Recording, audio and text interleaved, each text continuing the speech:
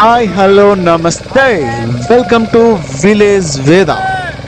So ఈ వీడియోలో గోదావరి నది గురించి, అలాగే గోదావరి నదిపై లాంచీ ప్రయాణం ఎలా ఉంటుందో చూపించాలనుకున్నాను. సో వీడియో చివరి వరకు అయితే చూసేయండి.